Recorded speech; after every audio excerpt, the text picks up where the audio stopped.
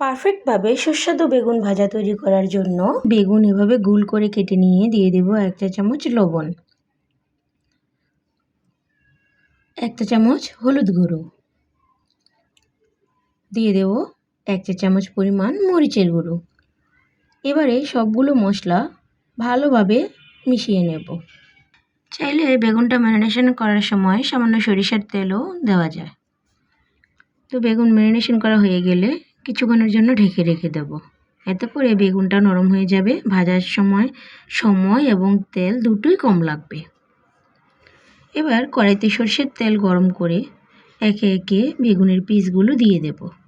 বেগুনের পিসগুলো একে একে দিয়ে মৃদু আঁচে ভেজে নেব। আমি এখানে বেগুনটা একটু বেশি তেল দিয়ে ভেজে নিয়েছি, কারণ আমার সময়ের একটু তাড়া ছিল। তো একটু সময় বেশি করে নিয়ে ভাজতে পারলে তাহলে তেলটা আরও কম দিয়ে সুন্দরভাবে বেগুনগুলো ভাজা যায়। দুই পিঠ থেকেই বেগুন ভাজা লাল হয়ে এলে শুকনো মরিচ ভেজে নিয়ে উপর থেকে মরিচ ছড়িয়ে দিয়ে পরিবেশন করব। পারফেক্ট বেগুন ভাজা। 1 প্লেট গরম ভাতের সাথে এরকম 1 প্লেট বেগুন ভাজা সাথে শুকনো মরিচ ভাজা, জাস্ট অসাধারণ স্বাদ।